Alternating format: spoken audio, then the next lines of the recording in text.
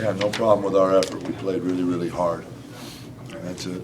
La Tech just seems to find a way to. They won a lot of close games like this. Appleby makes a big shot. Maybe if we could have been ahead one there, with a little more pressure on them, I don't know. But you got to give them credit. They've won a lot of games like this where it's down to the stretch, down to the end, and they find a way. And that's how you have a chance to win championships. They're a very good basketball team. They cause all kinds of problems with their quickness and their shot blocking ability and all those kind of things. Our guys kept battling. We had chances. We have limitations, but as I told them afterwards, as long as you compete and try that hard, we'll live with the results. And that's the position we're in right now. So 50 rebounds indicates we tried pretty dang hard. We missed a lot of layups. We get a few of those down, it's a different story. Couldn't quite finish some, especially in the first half, but a few in the second half. I thought Jared was totally playing as hard as he could play, which we need him to do.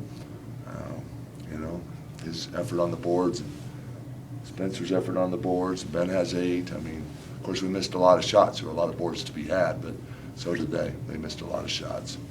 So it was a kind of grind-out game, probably the kind of game that we had a chance in our present situation. We needed to have that kind of game, and we did, and we just couldn't get over the hump. Ben actually got a pretty good look on that last sequence. Yeah, I thought of calling timeout, and so oftentimes when you do that, you let the other team set their defense, and it was kind of a mad scramble, but we were wide open. Just didn't go down. He'd had a couple of shots not go down. It's hard to make your first one in that situation, but he had a pretty good look. And their first team all WAC player Appleby makes what turns out to be the game winner. Our first team all WAC player's got a cast on his hand. So, that's just the breaks. How'd you adjust in the second half to meet their pressure? It seemed like it really bothered you in the first half. But only one. Well, they couldn't press us as much because they couldn't score. So they couldn't get in their press. Well, they had 5 baskets. Hard to get in your press when you're not scoring. So that was our defense was why we were able to not turn it over, really, because we weren't facing that press every time. They cause havoc in it. They're just they cause 20 turnovers a game. What do we have, 11 or something? They cause havoc. They're, like I told Michael, they're having a great year. What changed in the second half with your defense? We just got stops. We played really hard. We handled ball screens better. That's probably the biggest thing. So we handled their ball screens better. We were struggling in the first half, and they were getting us strung out all over the place. We mixed in some zone. That helped us some.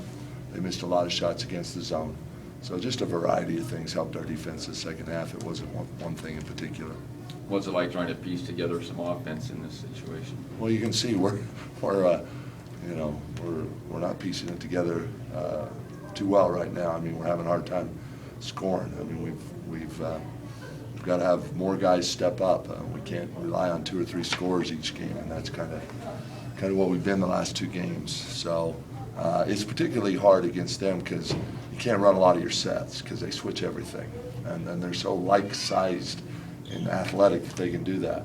They can switch their 5 onto your 1 and still guard your 1, and that's a luxury to be able to do that. But they caused a lot of havoc. We were restricted in what we could run against their pressure. Anything else, Coach? Thanks.